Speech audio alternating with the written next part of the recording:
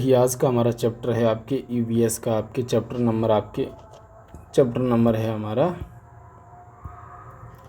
Chapter number है 9, जिसका नाम है आपके सतत विकास, सस्टेनेबल डेवलपमेंट। इस चैप्टर में हमको क्या क्या देखने को मिलेगा कि सतत विकास क्या होता है, यानी सस्टेनेबल डेवलपमेंट क्या होता है, सतत विकास के क्या टारगेट्स यानी क्या लक्ष्य होने चाहिए, सतत विकास के ऊपर क्या आपके सम्मेलन हुए हैं और कौन कौन से सम्मेलन हुए, किस शहर में सम्मेलन हुए हैं, और भारत ने आपके सतत विकास के क्षेत्र में कौन कौन से प्रयास किए हैं। ठीक है, तो ये सब चीज़ें हम इस चैप्टर में जानने की कोशिश करेंगे। चैप्टर बहुत छोटा सा है, लेकिन आजकल इससे भी सवाल आपके बनते हैं एग्जाम में। ठीक है, मैं अपने बारे में बता दूं कि मेरा नाम है विक्रम।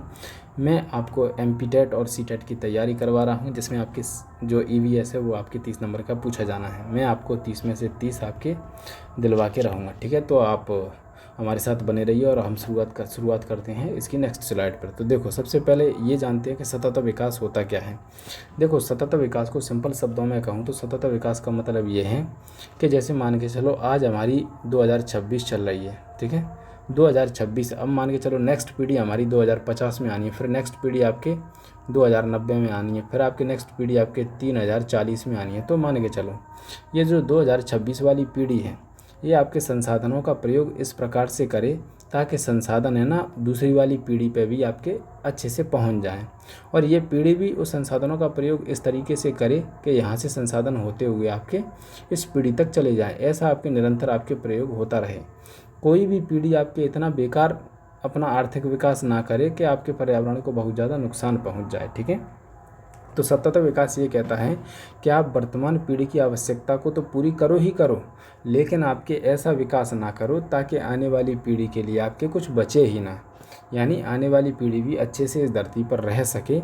इसी को कहते हैं सतत विकास, यानी संसाधनों का ऐसा प्रयोग करो ताकि आने वाली पीढ़ी के लिए भी सब कुछ बढ़िया अच्छे से बचा रहे। ठीक है, जैसे मान के चलो आप, जैसे हम मान के चलो जल को प्रदूषित कर रहे हैं, यानी नदी हैं, झीलें हैं, इनको ख़राब कर रहे हैं, तो आने वाली पीढ़ी हमसे क्या पूछेगी, क्या उम्मीद रखेगी कि हमारी जो पिछली पीढ़ी थी उन्होंने हमको दिया क्या है, एक प्रदूषित जल जो भी हमारे लायक पीने लायक नहीं बचा है। तो ठीक है, ऐसा नहीं कहलवाना है आने वाली पीढ़ी से। आने वाली पीढ़ी भी ये कहे कि हमारे जो पूर्वज हैं उन्होंने हमको बहुत कुछ दिया है।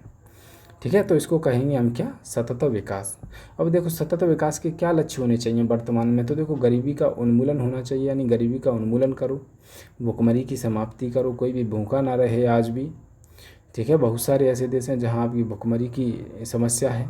अच्छा स्वास्थ्य मिले सबको, गुणवत्तापूर्ण शिक्षा मिले, लैंगिक समानता हो, स्वच्छ पेयजल हो, स्वच्छ ऊर्जा हो, संसाधनों का संरक्षण हो। तो ये होता है सतत विकास के लक्ष्य। वहीं आपके नेक्स्ट देखते हैं कि सतत विकास के लिए आपके विश्व स्तर पर कौन कौन से सम्मेलन हुए। तो सबसे पहला जो सम्मेलन हुआ था 1992 का आपके रियो सम्मेलन, जिसको हम क्या कहते हैं, पृथ्वी सम्मेलन के नाम से भी जाना जाता है, यानी रियो अर्थ समिट। अब ये जो रियो डी जेनेरियो आपके ब्राज़ील का शहर है, तो उसमें आपके ये सतत विकास पर सम्मेलन हुआ था।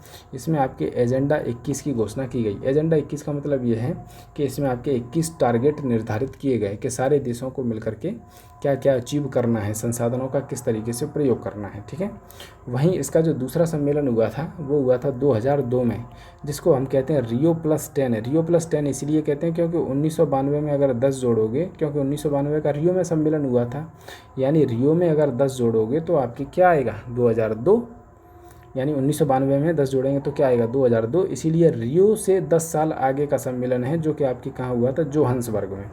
तो ये भी आप ध्यान रखना है, जोहान्सबर्ग आपके साउथ अफ्रीका में है। तो ये सतत विकास के ऊपर ये सम्मेलन हुआ था। इसमें भी आपके एजेंडा 21 के जो टारगेट थे ना, इन्हीं को आपके पुनः दोहराया गया, क्योंकि शुरुआत में सारे देशों ने उतना सीरियस नहीं लिया था। लेकिन अगला जो सम्मेलन हुआ था 2002 का, इसमें भी आपके वही एजेंडा 21 के आपके लक्ष्यों को पुनः दोहराया गया। उसके बाद रियो प्लस 20, यानी जो रियो सम्मेलन पहला हुआ था 1992 में, इसके 20 साल बाद आपके होता है आपके रियो प्लस 20। ये आपके कहाँ होता है, ये आपके रियो शहर में ही होता है, जहाँ पहला हुआ था 2012 में। इसमें आपके 3 टारगेट रखे गए कि गरीबी में कमी लाना है, स्वच्छ ऊर्जा का विकास करना है और सतत विकास करना है, यानी जिसमें आपके आर्थिक विकास के साथ साथ आपके पर्यावरणीय संरक्षण भी शामिल हों। वहीं सतत विकास पर एक चौथा सम्मेलन हुआ था आपके न्यूयॉर्क सम्मेलन 2015 में। इसमें आपके 150 देशों ने भाग लिया था और इसमें एजेंडा 2030 को स्वीकार किया गया, यानी 2030 तक के लिए कुछ टारगेट सेट किए गए सारे देशों ने मिल करके। ठीक है, तो इस प्रकार से आपके अंतर्राष्ट्रीय स्तर पर ये सम्मेलन हुए। अब ये देखते हैं कि भारत ने आपके सतत विकास के क्षेत्र में क्या प्रयास किए हैं। तो देखो, भारत की हमेशा से आपके सतत विकास के क्षेत्र में राष्ट्रीय या अंतर्राष्ट्रीय स्तर पर अग्रणी भूमिका रही है, ठीक है। और आपको ये भी बता दें कि स्वच्छ पर्यावरण के लिए भारत सरकार ने 2006 में आपके राष्ट्रीय पर्यावरण नीति की घोषणा भी की, यानी राष्ट्रीय पर्यावरण नीति भी बनाई थी 2006 में। और पर्यावरणीय संबंधी मामलों की जल्दी सुनवाई के लिए आपके 2010 में आपके भारत सरकार ने आपके राष्ट्रीय हरित अधिकरण यानी नेशनल ग्रीन ट्रिब्यूनल का गठन भी किया। ये कोर्ट ही है जो पर्यावरण से संबंधित मामलों की देखरेख करता है। वर्तमान में इसके जो अध्यक्ष हैं वो है आपके न्यायमूर्ति प्रकाश श्रीवास्तव, ठीक है। तो इनका भी आप ध्यान रखिएगा, ये 2026 में भी हैं, ठीक है।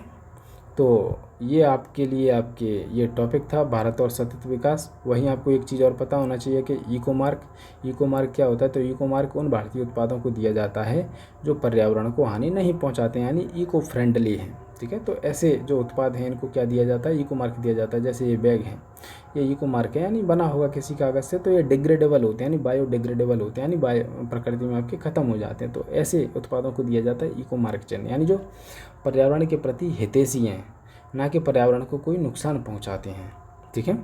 तो ये हमारा छोटा सा टॉपिक था, इसमें और स्लाइड है ही नहीं, 3 ही स्लाइड थी सतत विकास पर जो हमने कंप्लीट कर लिया है, ठीक है। तो अब हम नेक्स्ट वीडियो में मिलेंगे, जिस वीडियो में आपके चैप्टर होगा, चैप्टर नंबर आपके शायद 10 होगा, ठीक है। तो उसमें हम मिलते हैं।